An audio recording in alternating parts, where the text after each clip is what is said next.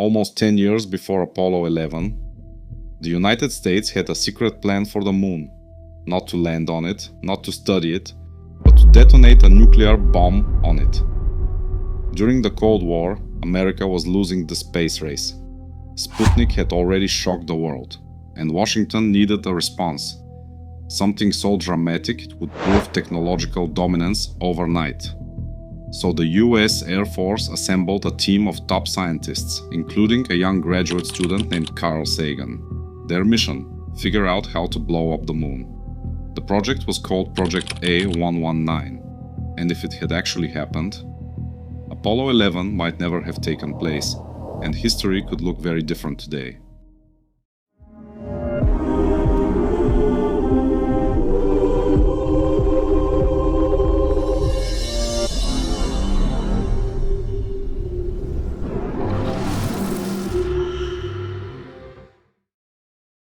Although the concept of demolishing the moon seems unimaginable and downright crazy, all ideas were considered during the Cold War, in the late 1950s. Feelings of paranoia and distrust ran rife. Scientific one-upmanship between the US and its arch-nemesis, the USSR, was one of the battlefronts in the war for global supremacy.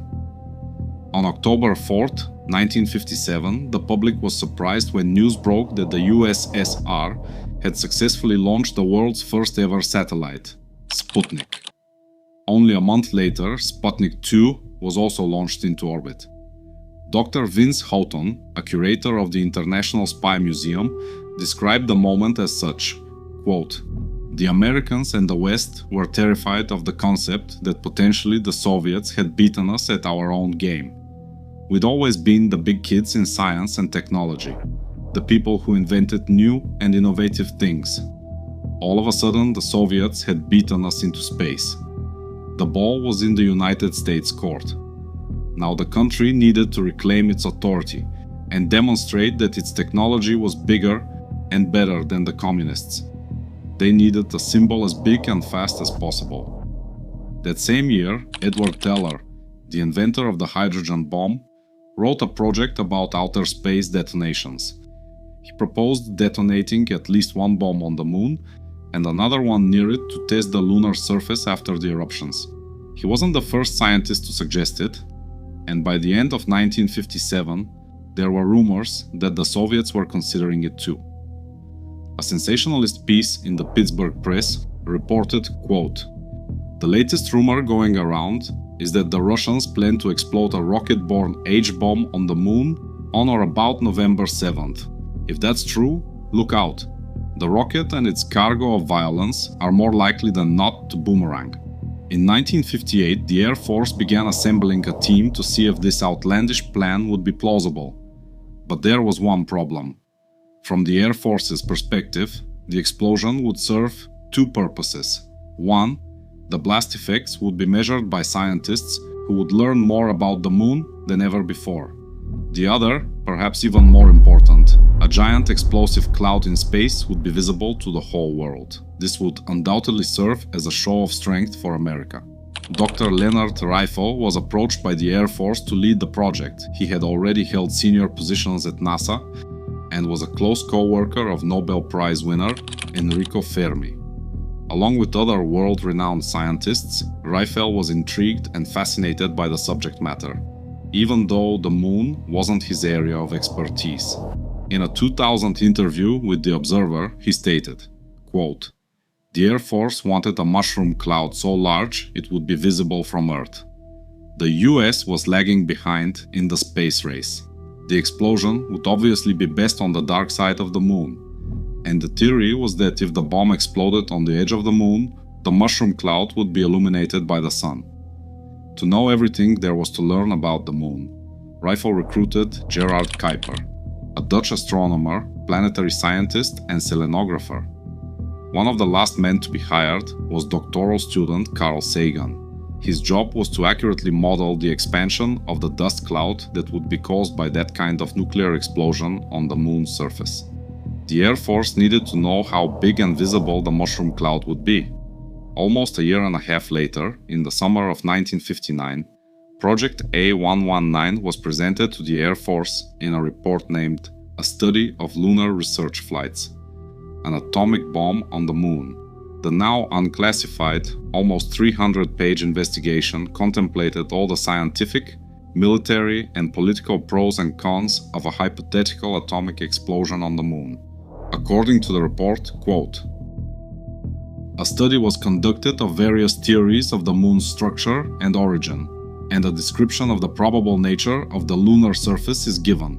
The areas discussed in some detail are lunar optical studies, seismic observations, lunar surface and magnetic fields, plasma magnetic field effects, and organic matter of the Moon. Bombing the Moon had a significant political benefit. The giant mushroom cloud image would imprint itself into the entire world's minds, and the Soviet Union would fall behind in the space race. Sputnik and its successor would seem like child's play. But the document isn't exactly clear on how the warhead would make its way to outer space. Considering some of the chapters were cut out or redacted, not much is known about the specifications a rocket would need to carry a bomb to the Moon. However, the report does suggest a missile carrying a nuclear device would be launched from Earth and travel 238,000 miles to the Moon, where it would detonate upon contact. Scientists discarded the possibility of a hydrogen bomb, as it would have been too heavy for a missile. The conclusion was that an atom bomb would be the better choice. The weapon would have been at least as large as the one used on Hiroshima at the end of World War II. And this is where the plan almost collapsed. The Air Force scrapped the plan entirely before it was even formally considered. Although there isn't an official reason why A119 was scrapped, there is plenty of speculation. Even if the Air Force had done all the math correctly, there was no absolute way of knowing what could happen to Earth should the mission fail. There was also the possibility that bombing the Moon would be seen as an act of military violence, rather than a show of scientific prowess. Fear of likely public outrage might have been a powerful reason to stop the project. As Dr. Reiffel said, quote, "It was a PR device without question in the minds of the people from the Air Force. The scientists concerned about radioactive contamination from the Moon could also have been one of the deciding factors in cancelling the program and eliminating the possibility of any future missions with space warheads." In the years that followed, Congress passed two different bills that would further limit these kinds of attacks. The first one was the Partial Nuclear Test Ban Treaty in 1963. The second was the United Nations Outer Space Treaty in 1967, which over 100 countries signed. America rose as the space race winner almost 10 years later, with the iconic Apollo 11 mission. On July 20th, 1969, the world watched, astonished, as Neil Armstrong became the first man to ever set foot on the Moon. Dr. Reiffel became the deputy director at NASA for the Apollo program. Then, young graduate Carl Sagan became an American global icon of science, with a television show and several published books. A study of lunar research flights was designated as classified information and stayed hidden from the public for decades. It wasn't until the mid-90s when biographer Kate Davidson found out about the project, while researching for a book about Sagan. The project came into public attention in the year 2000 when the book was published. This led Dr. Reiffel to break his anonymity as the project's leader. He gave an interview to The Observer where he revealed details about America's unusual lunar plan, but didn't specify how the explosion would have taken place. He said, quote, "Had the project been made public, there would have been an outcry. There's no doubt that had Project A119 been implemented, modern history would be vastly different.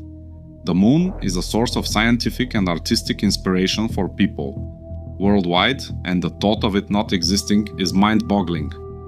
According to Vince Houghton at the International Spy Museum, the explosion wouldn't even have looked the way the Air Force expected, due to the lack of atmosphere.